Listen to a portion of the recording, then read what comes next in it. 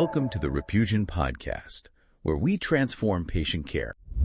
Welcome to this deep dive from Repugen. Today, we're really digging into something crucial for dermatology practices. Smart patient engagement and building a really strong online reputation. That's right. It's not just about being a great dermatologist anymore, is it? It's about making sure potential patients actually see that online and feel confident picking up the phone. Exactly. And we're going to explore how to build that presence, make patient experiences even better, and ultimately attract more of the right patients. So what's on the agenda for this deep dive? Well, at Repugen, we see this shift happening constantly. Word of mouth is still gold, but so much of it is online now. So we'll touch on the market growth. It's pretty significant. Okay. Then we'll look at how patients are actually finding dermatologists. These days, spoiler, it's online. We'll talk about why that online reputation is just so critical. Makes sense. And then get practical. How to encourage reviews, how to respond effectively, the good and the bad. We'll also hit on social media's role, which is growing. And finally, wrap up with building that all-important patient loyalty. How to keep patients coming back. Great. Let's jump in. So you mentioned market growth. The numbers are pretty staggering, aren't they? Like globally, around $1.6 billion back in 2022, heading towards maybe over $3 billion by 2032. Yeah, something like that. It's over 7% growth annually, which is substantial. So what does that actually mean for a practice on the ground? More patients knocking on the door? Well, yes and no. From a Repugen view, it's definitely a bigger pie, fantastic opportunity, but it also means way more competition. Ah, right. So just hanging out your shingle isn't enough anymore. You really have to actively stand out, show your value. This growth just highlights why nailing your online presence and patient engagement is, well, it's essential, not just nice to have. And it's not just more patients, it's how they find you that's changed so dramatically. Like relying on just doctor referrals, those days seem numbered. They really do. Yeah. It's all about that online search now. We see data, you probably do too, showing nearly 3/4 of patients check online reviews before even thinking about booking. Yeah, it's a huge number. It fundamentally changes that initial contact point. Totally. Think about it. Your website, your Google reviews, your social feeds. That's often the first time someone meets your practice. It's like your digital front door. Good analogy. And just like your actual waiting room, it needs to feel trustworthy, professional, welcoming. If you're not actively managing it, you're kind of leaving that first impression completely up to chance. That's a big risk today. Okay, so let's dive into that reputation piece more.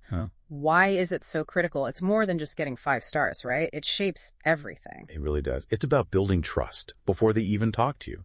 A strong online reputation, it's like powerful social proof. Yeah. It tells potential patients, hey, other people like you had a good experience here. In a field like dermatology, where trust is paramount, that can honestly be the deciding factor between you and the practice down the street. Especially when searching online. Yeah. You see 2 practices, one has lots of recent positive reviews, the other, crickets. It's an easy choice. Exactly. Dermatologists with that solid online rep are just way more appealing to those actively searching patients. And reviews are obviously a massive part of this reputation. It feels like the new word of mouth almost amplified. It really is. Studies show people trust online reviews almost as much as personal recommendations from friends. That's incredible influence. Wow. And what's powerful from the Repugen perspective is how it empowers patients. Their shared experiences out there publicly directly impact your ability to get new patients. So positive reviews aren't just feel-good feedback. They're actively building credibility. Precisely. They build that trust. It creates a positive feedback loop. Happy patients share, which attracts more patients who hopefully also become happy patients. Okay, so where are people actually looking? Where do practices need to focus their attention for reviews? Our Repugen data consistently points to Google as the big one. The vast majority of patients check there. Makes sense. It's usually the first search stop. Right. But WebMD is also really significant in the healthcare space. Then you have platforms like Yelp, sometimes Facebook, and those specialized sites like HealthGrades or ZocDoc. So you can't just focus on Google then? Ideally, no. Relying on just one isn't the best strategy. Different patients use different sites. Having a good spread of positive reviews across the key platforms maximizes your visibility. You're meeting patients where they already are. Okay, makes sense. We know reviews are vital. We know where people look, but how do you actually get patients to leave them? Most happy patients probably just go home. They don't automatically think to write a review. You're right. It generally takes a proactive approach. The absolute key is timing. Ask when the positive experience is fresh. Like right after the appointment. Exactly. Or soon after a successful treatment. Post-appointment emails work really well. A quick, friendly follow-up call can be great too. Even just a polite ask while they're still in the office can be effective. And crucially, make it easy for them, right? If it's a hassle, forget it. Oh, absolutely. Convenience is everything. Put direct links to your review profiles, Google, WebMD, wherever you're focusing, right in those emails. On the website too. Yes, definitely on the website. Maybe even in text reminders if you use those. For people maybe less tech savvy, you could even have a little card with a QR code that goes straight to the review page. Multiple options are good. Okay, so you get the reviews coming in. Now what? It's not just about collecting stars, is it? Responding seems really important. Hugely important. Our Repugen data shows a big majority of patients say they're more likely to choose a practice that actually replies to reviews, both positive and negative. Really? That high? Yeah. It shows you're listening, you care about their feedback, you're committed to good care. It's a very visible sign of being patient-focused. So, for the good reviews, what's the best practice? Just say thanks. A simple thank you is a start, but you can do better. Express genuine appreciation. Maybe mention something specific they liked from their review, shows you actually read it. Ah, good point. You can also gently invite them back or suggest they tell friends. Reinforce the positive vibe. Maybe even turn them into an advocate. Okay, now, the tough one. Negative reviews. Nobody likes them, but they happen. How do you handle those without getting defensive or making it worse? Yeah, that takes care. The approach needs to be calm, professional, and empathetic. Always. First step. Acknowledge their feedback. Thank them for sharing, even if it stings. Okay, even if you disagree. Even if you think they're mistaken. Acknowledge their experience. Then address their specific points professionally. Offer a solution if it makes sense. And crucially, invite them to take the conversation offline. Right, especially with hypo privacy rules. Exactly. You can say something like, "We take this seriously. Please call our office manager at this number so we can discuss your specific situation." It shows other readers you're responsive and care about resolution, but protects privacy. Handled well, a negative review response can actually be a positive signal. Interesting. Okay, shifting gears a bit. Beyond reviews, what about social media? Is that really a factor for choosing a dermatologist? Increasingly, yes. Our data suggests a pretty significant chunk of patients do look at a provider's social media when deciding. Huh. Why do you think that is? Well, it's a chance to connect more informally. Platforms like Instagram or Facebook let you share practice news, useful skincare tips, maybe showcase anonymized positive results. With consent, obviously. Absolutely. Always with proper consent and following IPA.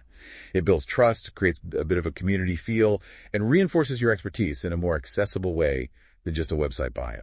So what kind of content works best for a dermatology practice on social? Value is key. Educational stuff is great, explaining common conditions, demystifying treatments like mole removal or acne options, talking about sun safety, skin cancer checks. Things patients genuinely care about. Exactly. Anonymized patient stories or before and afters, again with consent, are super powerful for credibility. And don't be afraid to show the human side, maybe brief staff introductions or a glimpse behind the scenes. It makes the practice feel more real, more transparent. Builds connection. Okay, so we've talked attracting patients, managing reputation. What about keeping the ones you have? Patient loyalty, that seems critical too. Oh, absolutely critical. Maybe even more important in the long run. We see clear links between great patient care and higher profitability. Loyal patients are your best asset, hands down. Why is that? Just because they come back? That's part of it, sure. They return for ongoing care, new issues, but they're also far more likely to leave those great reviews we talked about. Completing the circle. Right. And they're more likely to recommend you enthusiastically to friends and family that trusted word of mouth. It's a much more sustainable growth engine than constantly chasing brand new patients. So from the Repugen perspective, what are the practical ways to build that loyalty? It starts with the whole experience. Make scheduling easy. Online booking options are huge now. Keep communication lines open, phone, email, maybe text reminders, follow-ups, show you value their time and keep them informed. And responding to feedback, like we discussed. Definitely. Responding quickly and effectively, especially to any concerns, shows you value their input and you're committed to making things right. And just being clear and transparent about treatments, costs, what to expect, that builds fundamental trust. It sounds like it goes beyond just the medical procedure. It's about the whole relationship, right? Connecting personally, showing empathy. You hit it exactly. It's taking the time to really listen to patients, understand their worries, show you genuinely care, maintain consistency in everything you do. And in this age of, rampant online misinformation about skincare, Oh, yeah. being that reliable source of accurate info, sharing good content, answering questions clearly, that cements your practice as the trusted expert they can rely on. And it's not just being the expert, but showing it too, like maybe participating in online discussions or publishing articles. That can definitely help position you as a thought leader, builds credibility. And then those personal touches, maybe a tailored follow-up message based on their specific visit, streamlined online forms so they don't repeat info that says, "We see you as an individual." Right. That personalization makes people feel valued. Precisely. That credibility from expertise, combined with feeling personally valued and understood, Yeah. that's a powerful combination for satisfaction and long-term loyalty. Okay, so wrapping this up, thinking from our Repusion viewpoint, the key takeaways seem clear. You've got to engage patients beyond just the exam room. You absolutely need to build and actively manage that online reputation, encourage the good reviews, handle all feedback well, personalize the patient journey as much as possible, showcase your expertise effectively, and maintain that consistency and transparency in everything. It's a lot, but it seems essential now. It really is a proactive, strategic approach to your online world and your patient relationships. It's not optional anymore. It's just fundamental to thriving in this growing, but definitely more competitive dermatology market. So we've covered a lot today: how patients research online, the power of reviews, social media's role, keeping patients loyal. It leads to a final thought for everyone listening. Considering how much potential patients rely on what they find online, what's maybe one immediate actionable thing you could do starting today to better understand or improve your practice's online presence? Thanks for listening to the Repugen Podcast, your path to better healthcare.